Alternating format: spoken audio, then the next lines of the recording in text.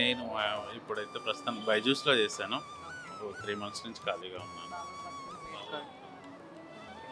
వస్తానే ఉంటాం. కానీ చాలా పవర్‌ఫుల్ అండి బాబాయ్. మీ జీవితంలో ఏమైనా మిరాకిల్స్ చూసారా? నేను అనుకోకుండా అంటే చాలా వరకు చూశానండి. చాలా వరకు చూశాను. కానీ అనుకున్నట్టు అవుతున్నాయి చాలా వరకు. బాబా దయ వల్ల అంతా అందరూ బాగుండాలని మనస్ఫూర్తిగా కోరుకుంటున్నాను.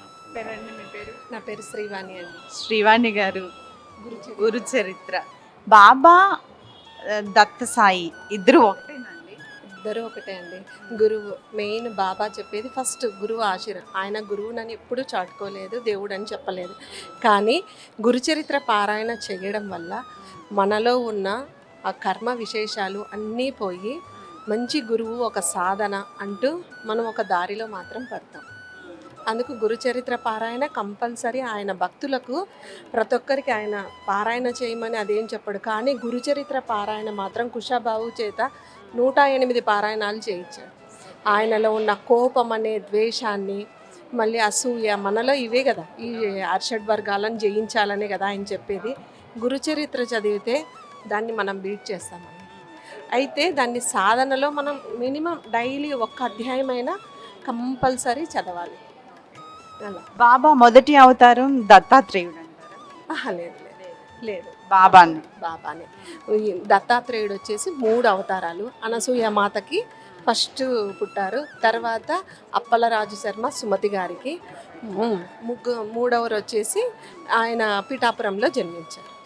కురుపురము ఇవన్నీ కూడా మొత్తం ఈయన దత్తక్షేత్రాలు. అందుకు బాబా ఎవరికి జన్మించినారు అది అనేది మాత్రం ఏమీ లేదు. ఆయనను మాత్రం జన్మ కాదు నేను అనేది, బాబా అవతారాల్లో దత్తాత్రేయుడిది మొదటి అవతారమా అని. కాదు, అది వేరు. ఓకే. కానీ దత్తాత్రేయుడి చరిత్ర చదివితే సాయిబాబాకి చాలా దగ్గర అవుతాం. ఆయనకు చాలా ఇష్టం కూడా. మా అమ్మనే మాకు చదివించింది. అయితే గురుచరిత్ర పారాయణ చేస్తే ఆయన నుంచి మనకు వస్తాయి. ఆయనే గ్రంథం పట్టుకొని, అంటే నాకు చిన్నప్పటి నుంచి, నేను 3rd క్లాస్లో ఉన్నప్పటి నుంచి చదువుతున్నాను. స్వామి చేతిలో గ్రంథం పట్టుకొని కనిపిస్తారు. అంటే ఇంకొక అధ్యాయం సప్తాహం చేయాలన్నట్లు మనలో ఒకవేళ డౌట్ ఉంటుంది, ఇంక ఇక్కడితో ఆపేద్దామా అంటే అప్పుడు మనకేం తెలియదు కదా. అప్పుడు స్వామి చేతిలో గ్రంథం, మా అమ్మ చెప్పేది, అమ్మ ఈరోజు ఇట్లా స్వామి గ్రంథం పట్టుకొని ఉన్నాడంటే అయితే నువ్వు ఇంకొక పారాయణ చేయాలి, నువ్వు ఇంకొకటి చెయ్యి. అమ్మ చదివేది కాదు, గట్టిగా స్పీక్ అలౌడ్ అని చెప్పేది. అట్నుంచి చేస్తూ మేము పారాయణం రాయడం కూడా, మేము సాయిమాత భరద్వాజ మాస్టర్ దగ్గర రాయడము, బుక్కులు మొత్తం పారాయణం అంతా రాసి ఏమో ఆయనే చేయించాడు, నేను కాదు, ఆయనే చేయించాడు. ఇప్పుడు 108 నేను సార్లు అనుకున్నాను. అది స్టార్ట్ చేసినాక 11 అయిన తర్వాత కొద్దిగా గ్యాప్ వచ్చింది. ఇప్పుడు మా పెద్ద అబ్బాయి పెద్దగా అయ్యాడు, అందుకని మళ్ళీ స్టార్ట్ చేసి ఇప్పుడు 6వ పారాయణం చేస్తాం. బాబా భక్తుల్లో సహజంగా ఒక గుణం, ఏ గుణాన్ని మీరు చూస్తారండి? ప్రతి ఒక్కరిలోనూ సాయి ఉన్నాడని నమ్ముతాను. తర్వాత ఎవరికైనా సరే సహాయం చేయాలి, దూషించకూడదు. ఇంకొకటి, ఎవరన్నా కానీ చెప్పుడు మాటలు విన్నా కూడా అప్పుడు ఆ సిచ్యువేషన్ నాకు వచ్చినప్పుడు బాబా ఏమన్నాడు, ఇది మనకి వేరే వాళ్ళకి చెప్పుడు మాటలు విన్నప్పుడు మనం వాళ్ళ అమేధ్యంతో తిన్నట్లు సమానం అంటాడు. అవే గుర్తుకొస్తాయి. అంటే అయ్యో ఈరోజు తప్పు మన మనస్సాక్షికే తెలిసిపోతుందండి. అంటే మనం బాబాలో లీనమైపోతే, టు బీ ఫ్రాంక్, నాకైతే మాత్రం ఒకవేళ ఇద్దరిని ఇంట్లో పిల్లల్ని కోపడ్డానంటే, అయ్యో సాయి ఇవాళ నేను పిల్లల్ని కోపడ్డానే ఫుల్. అందుకు బాబా అయితే నాకు ఒక ఫ్రెండే. ఎందుకంటే ఈ లైఫ్ను ఇంత ఇచ్చింది, మంచి భర్త, పిల్లలు, ఒక మంచి పొజిషన్ రావడం అంతా అంటే నాకు ఈయనే. నేను ఏది కోరనండి, అన్నీ ఆయనకు తెలుసు. మనకి ఏది ఎప్పుడు ఇవ్వాలో అదే ఇస్తాడు. నువ్వు ఇప్పుడు ఈరోజు కోరుకుంటావు, కానీ 1 సంవత్సరం కావచ్చు, 2 ఏళ్ళు కావచ్చు, కానీ అది నీకు మంచిదైతేనే బాబా చేస్తాడు. మనం చెడు కోరుకోవచ్చు, చెప్పలేము, కానీ అది మనకి ఏది అవసరమో బాబా అది మనకు చేస్తాడు కంపల్సరీ. బాబా అంటే నాకు ఇష్టమే. బాబా అంటే నాకు కళలో కూడా కనిపిస్తాడు. నిజంగా అంటే నిజంగా కూడా కనిపిస్తాడు. నిజంగా అంటే పొద్దున పూట కూడా కనిపిస్తాడు. నేను ఎప్పుడు బాబాకు నమ్ముతాను. షిరిడీకి కూడా 4 సార్లు పోయి వచ్చినాను. ఇంకోసారి వెళ్ళాలి, 5ఓసారి మొక్కినాను. ఇంకా బాబు పెళ్ళి అయింది. ఇంకో చిన్న బాబుకు జాబ్ కూడా వచ్చింది బాబాకు నమ్మితే. మళ్ళీ ఇంకా ఇల్లు కట్టాలి అని బాబాకు కోరినాను. ఆ కోరిక కూడా బాబా తీరుతాడు.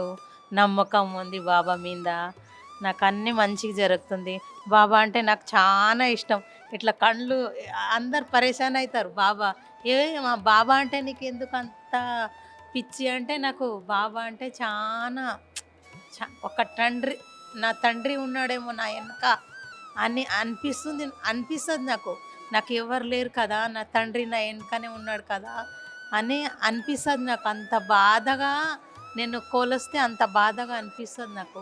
ఒకటి ఏమంటే ఒకరోజు ఫకీరు తుర్కోళ్ళు ఎట్లా అడిగేనికి వస్తారు, అవి ఇక్కడ పెట్టుకొని అట్లా రూపంలో వచ్చి, నా పేరు లక్ష్మి, రా అమ్మ లక్ష్మి, బారావ్ एक बार बाराओ डेन उससे బారావ్ బేటా బారావ్ అని నాకు మీద కొట్టినాడు. ఇట్లా వంగు అని ఇట్లా వంగబెట్టి వెనక ఉంటాయి చూడు, అది నమ్లిది, అది కట్టలక అంతోటి కొట్టాడు బాబా నాకు. బయట పిలిచి కొట్టాడు. అమ్మవారి కూడా ఒకరోజు అమ్మవారి శుక్రవారం పొద్దున్న పూట 11 గంటలకు అట్లా పండుకొని ఉన్న, కొంచెం ఆరోగ్యం బాగలేదని అమ్మవారి కూడా బయట రా అని పిలిచింది. కట్టెబట్టుకొని, ఒక ముసలామలాగా ఉంది, కట్టెబట్టుకొని బయట రా అంటే బయట పోయినా నేను. 3 సార్లు కట్టె తిప్పింది అమ్మవారి. అమ్మ ఎవరో అమ్మనో మళ్ళా తెలియదు, అమ్మలాగా ఉంది కానీ ఇట్లా వంగి కట్టెబట్టుకొని వస్తుంది. వచ్చి ఆమె కూడా బయట రాని 3 సార్లు కట్టె నా మీదకి వెళ్ళి దింపే వరకే నాకు ఏమి తెలియకుండా మంచిగా నిలబడే, మంచిగా అన్ని దన్న పని చేసుకున్నా నేను శుక్రవారం. Thank you. బాబా అంటే చాలా ఇష్టం, అనుకొరకే నాకు చాలా ఇష్టం. బాబా నా పని అంతా చేస్తాడని నాకు నమ్మకం. నాకెవ్వరు లేరు, 2 కొడుకులు బయట ఉంటారు, జాబ్ చేస్తారు బయట. నేను ఒక్కదానే ఇంట్లో ఉంటా. ఎంత బాధగా ఉంటుంది ఎరకనా, ఎవరు లేకుంటే. ఇట్లా గుడిలో తిరుగుతూ ఉంటా. శుక్రవారం అమ్మవారి గుడి, గురువారం బాబా గుడి, శనివారం వెంకటేశ్వర స్వామి గుడి, మళ్ళా అట్లా. Thank you. నమస్తే అమ్మా. నమస్తే మ్యామ్.